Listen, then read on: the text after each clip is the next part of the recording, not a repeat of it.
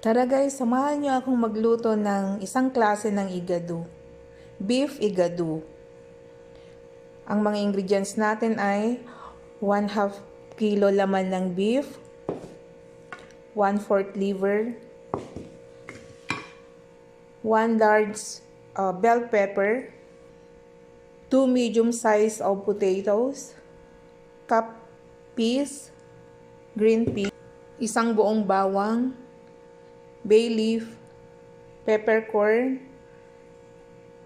or buong paminta, durog na paminta, 1/4 cup of vinegar. This is cane vinegar. Then, 1/2 cup of soy sauce. Tara na, luto na tayo. Maglagay na tayo ng oil. Nakalimutan ko palang sinabi ang oil. Eto, magigisa na tayo. Sa pagluluto ko guys ng igado, inuuna ko itong bay leaf or laurel para mabango. Yan. Tapos isusunod na natin yung bawang kaagad din. Ayan.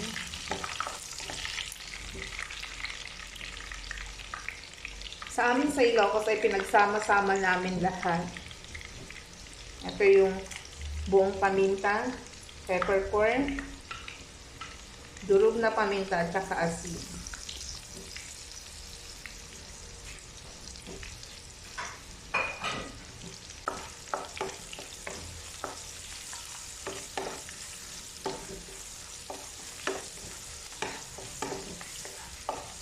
Tapos pwede na natin ilagay yung pinakuluan ko na to guys, yung beef para maging malambot siya.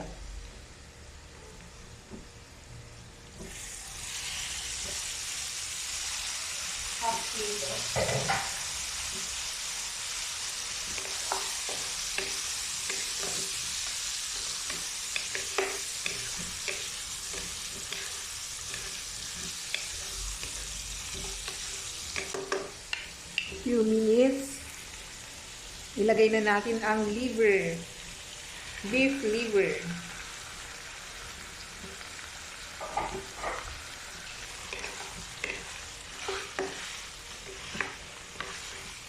Halo-haloin natin.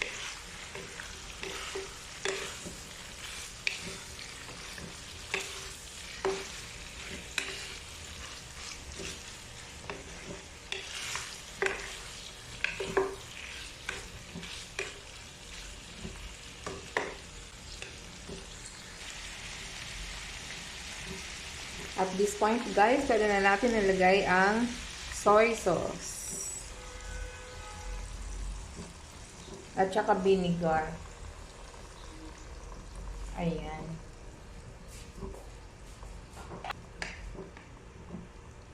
Haluin natin.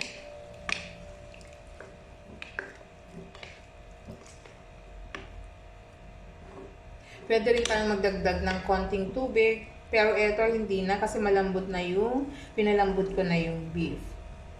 Ayan. Ngayon takpan muna natin para tuluyan ng maluto.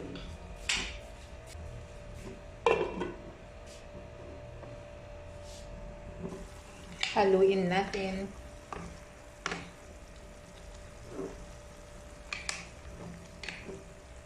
Tinatawag din namin itong gupi or igado.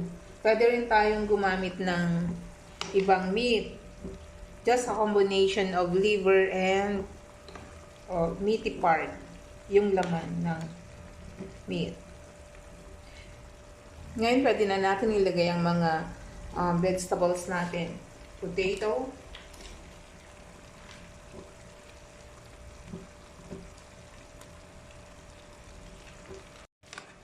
Ihalo natin.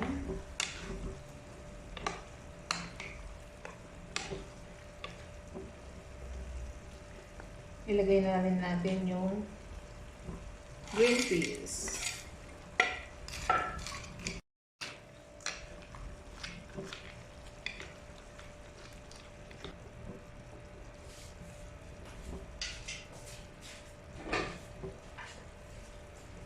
And bell pepper.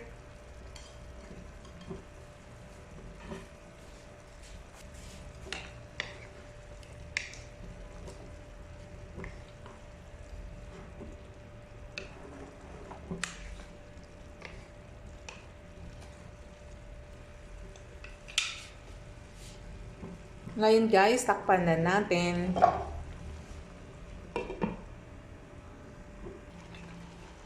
From time to time, haluin natin.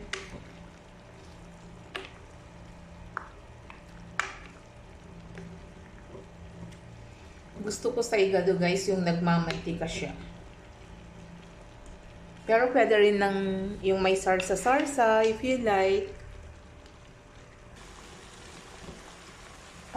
Pawala na yung water guys. So, maglalagay ako ng oil.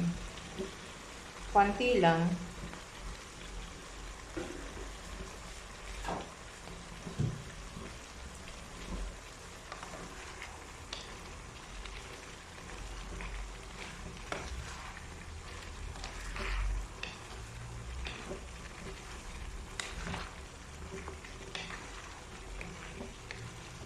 Ayan guys. Pwede kayong maglagay ng, kung nakukulangan kayo sa panlasa, pwede kayong maglagay guys. Additional asin, additional soy sauce. Ganyan. Ayan guys. Luto na siya. Tikman na natin. Let's try. Luto na lahat.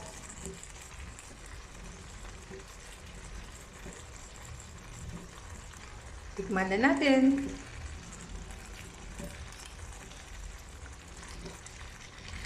It's yummy.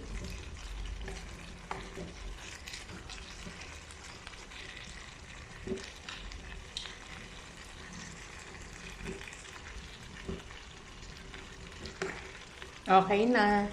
Let's eat, everyone.